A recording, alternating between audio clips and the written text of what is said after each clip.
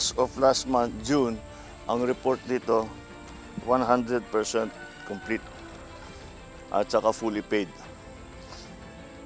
Wala kaming makita na kahit isang hollow block, isang na semento, walang equipment dito. Lahat itong project na ito, ghost project.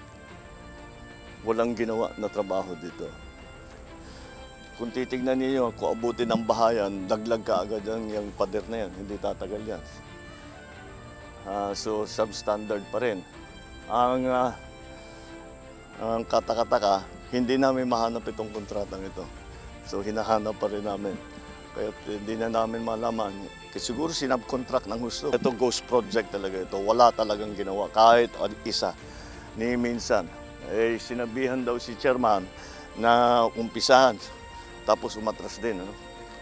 Sinabi, nagpatulong daw sa barangay. At sabi, sisimula na ito. Ngunit, after a while, 220 meters kamo? 220 meters dapat ang ilalagay dito na flood protection. Pagkatapos, sinabi sa barangay na magpapatulong para ilalagay nila yung project. Tapos umatras din. Sinabi after a while, di na matutuloy. So, siguro nabayaran na. Kaya tumatras na. Hindi bale. Sige, Chairman, titignan natin ito. Ayusin natin. Titiyakin natin na yung mga kontraktor, hindi lang sa managot sila, kung hindi gawin nila yung dapat na nilang trabaho. Kawawa naman itong mga nababaha.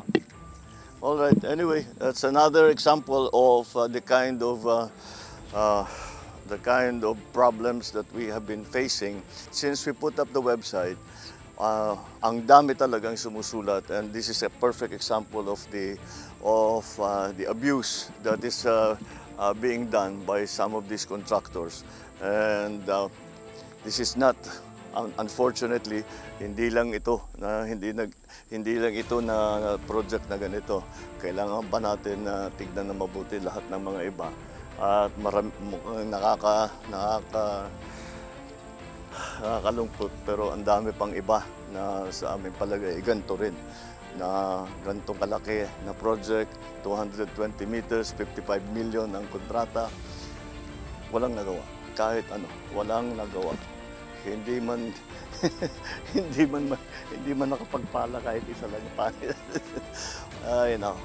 Okay, so we'll keep going. And very ongoing naman yung ating mga investigation. Pinag-aaralan namin lahat, tinitignan namin lahat ng mga sinusumbong sa amin. And we will not stop. We will keep going until ma-identify na mabuti at makasuhan na mabuti lahat itong mga kontraktor at kung sino man ang mga nakakuha ng kontrata. Baha po talaga. Baha po talaga. Dinaas ko dito hanggang dito po talaga baha.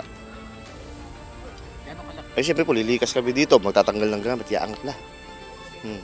Kaya po talaga yan, yung pag po talaga natapos siya, mapakalaking tulong sa amin yan. Pero nyo yung sambahay ko po, nakaangat siya eh. Mas mataas siya dyan sa gawin na yan kasi pinaangat na namin yun. Pinatambakan ko para di siya bumabaha. Matagal na pala yung project. Hindi na kaagad nagawa ng ano. Kasi siyempre nakakaano yun. Kasi gusto talaga namin matapos siya gawa ng, hindi namin alam kung tatamaan yung bahay. Yan po yan eh. Sabi, okay lang naman kami kahit tamaan yung bahay. Sa gobyerno to eh. Yan lang naman katuwiran namin dyan eh. Kaya salamat pag di tinamaan yung bahay. Pero gusto talaga matapos yan kasi yung irrigation yan, pag nagsabay-sabay ang at niyan, talagang babae. Kahit sabihin natin ano, kailangan patapos talaga para pare-parehas po kaming maano rito, mapanatag. Babahain po kami pag po hindi po ginawa po yung proyekto po na yun sa kabila. Bumabaha po yung hanggang loob po, bumabaha po. Hindi po kayo lumilikas din po pag po sobrang lalim na po ng tubig. Sana po dire-diretso po yung gawa nila para po hindi na po humupa yung tubig papunta po dito sa loob namin. Nalulungkot po ako pag po hindi po nila talaga ginawa yung sapa. Kasi po malaking tulong po talaga po sa amin pag po nalagyan po ng flood control po yung gilid. Hindi na po kami babahain. Gusto po namin mapanagot pong mahawak po ng pag po hindi po natuloy. Sana po BBM, sana po bigyan niyo po kami ng tulong para po gumanda po itong lugar po namin dito po sa Bulacan.